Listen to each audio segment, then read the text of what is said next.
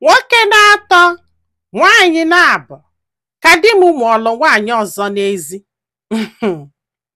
Ofu nwa agbọghọbịa sị m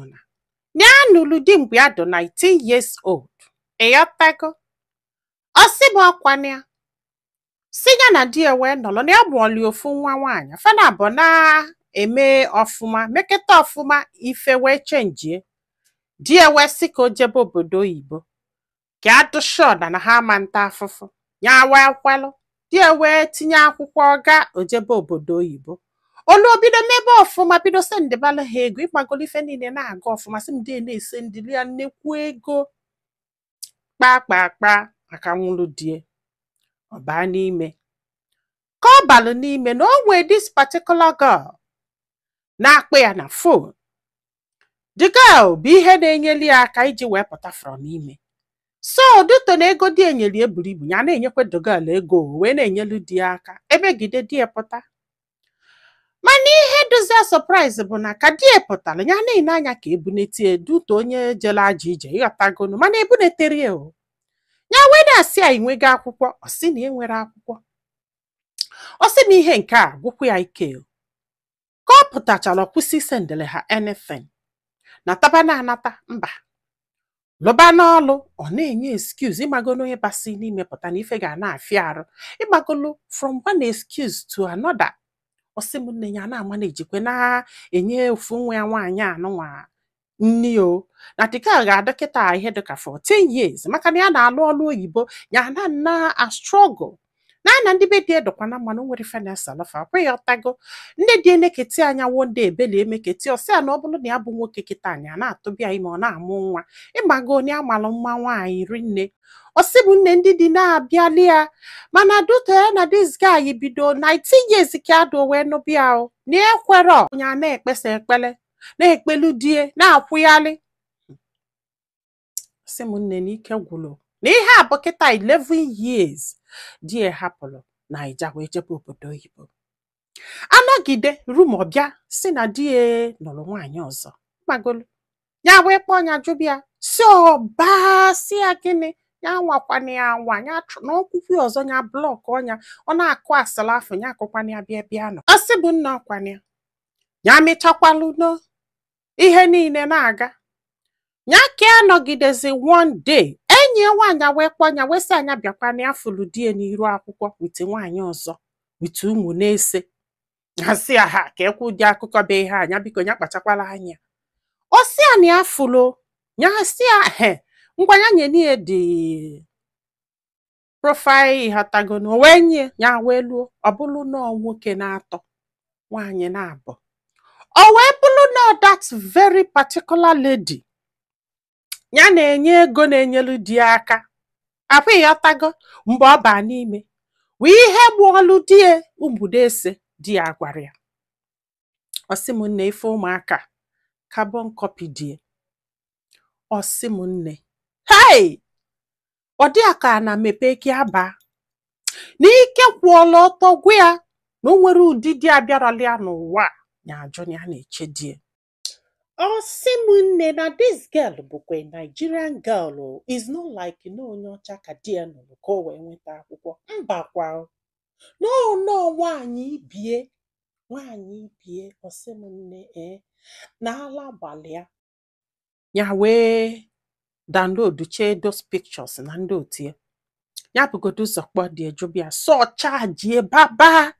na-aba si ọ na-ego asịrị na o nwere nwaanyị ọbụla ya mụọlụ nwa na o nwere nwaanyị ọbụla ya nụrụ nkewa na-aba ya wee bido wee sendịbalịa those things sendịbalịa so wee gasịa ya biko ya dosari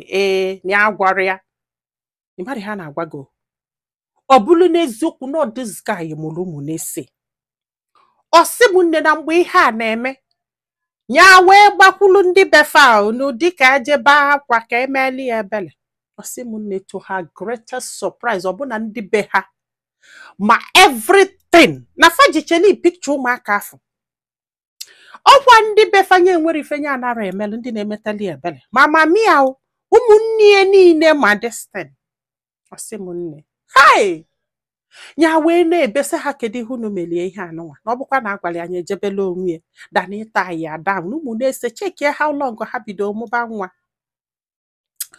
Ọ sị m nne ha bido na-ayụ ya sị ya biko na ka ha esi wee gwakwana ya ọ ha nwa ga-eji aka ha wee gbasa this marriage na ọ nwee ka ọdụ nke nwa na etu o ji aka ya wee malụ kịta na ọka mma. Ọ sị m nne na ya mụrụzi nke a ga-ebelive na o nwekwuru ike sef ọ bụrụ na ndị a bụ ndị je eme ego this girl na enwere ike ịma ya wee jụba di ebe afọ ka di nọ wee daa na sị ya biko sorry emere gị na side chick ka ọ bụ ya wee sị ya na mgbe a kpọ gị wee gwa gị ihe anụnwa na ịgọla aka gị ọkpọsịa na nwoke ga-enwenu secret na ọnyanwa bụ the lovely wife ya na ọnyanwa ka a lovụrụ na ọnyanwa bụ legal wife ya nke nwa ọ sị bụ ọ na-asị legal wife ka ya si ama na ọsọ asị ka di na-asị na ya mụrụ na ọ bụrụ na eji eme ego this girl na ya mụrụ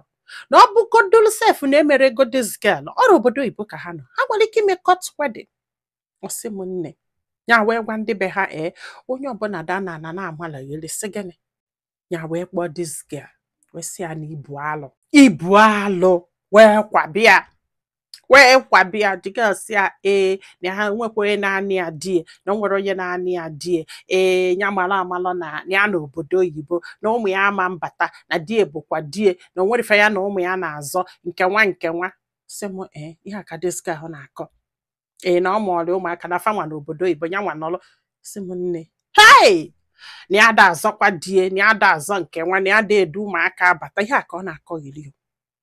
Ọ sị m nne ka a na-agwa anyị ihe a kịta na die na-ayọ biko na-asị ya biko ya gbaghalụ ya chọrọ ka ọ na ya chọọ ka ọ nọdụ nata na anata this woman ama nkwene ka ọ nata ọ bụrụ gị ga-ekwe ka ọ nata onye mụọlụ gị ụmụ na-ese ya wee nọlụ na-ata afụfụ for 11 years shemgbam ịnara enyefe amara dị na ibido golif another family wee mụ ụmụ na-ese. Ọ sị m nne ya beketara akwa wee jekwuru nwanne ya nwaanyị wee sị na unu emetere echa na unu gbara ajọ chai. Nwanne ya nwaanyị sị na mgbe ihe a mere ya kpọgwa nwanne ya nwoke ya ọbịa sị atọrapụ this girl ọjọọ ka ọ mụsịrị ụmụ na-ese ya gwakwa ya tọrapụ this girl ka o jebele onwe ya na agbatakịrị malụ mma nwaanyị ka ọ chọọ dị ọzọ. Ọ sị ya gịnị na ya ama mmie na ọrụ ego ka ya mee n'isie na ife bụ nke na ya mere ego n'isie ka ekwenụ mgbe ị ga-anata onwere ị ga-anatakwa na onwere. Ọ sị m nne n'ike kwụọla ọtọgwụ ya na ya mara ife a ga-eme ya wesị ka ya wepụta ebe a ka ya mara ife ndị mmadụ lụ na ndị befesi anya hapụ the marriage ya na taba ihe ọfọlụ ka o mebe wite ofu nwa ya na ya dị 35 years old na ya na-agwa anyị ha. So nwanne m kedu ife ilo kedu ihe ọ dụghị ka this lady mee na unu fụ this girl nwatakịrị amakakwa ọ maka makpọsịrị ya nwatakịrị 35 years old ịfụ nwa jụrụ eju ọbịa na uju do na nwa ewo iju ọchịcha jụọ gị ga kedu na ụdị ihe bụ ihe a ka ịnụbara nwaanyị ọzọ mụta ụmụ na-ese why can't you let this girl go? Ọ sị m na onwe mgbe anọgidesi ya ka fa mee ihe anụnwa ma adopt ọjụ maka na ụdịrọ bọdad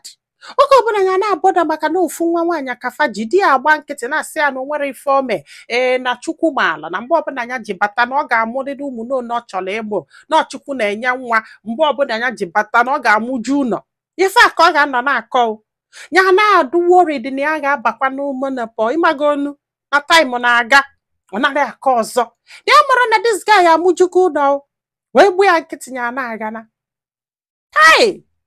like ike kwụọla ọtọgwụ m people can do and undo. Gwa anyị filo na comment section maka na ọ ga-enyelu this girl aka iji ma ife ọ ga-eme ma nyekwazalụ m aka tụsa ozi a ka olu ndị ọzọ ntị onye na-abanume ihe ndị be ha kwuru hapụ this marriage gaa iru ka onye nọ n'ebe die na-ayị ya ụmụnne die na-ayị ya ịmago na onye ọbụla mafụzikwudo ọnụ ị ga-eji wee yị ya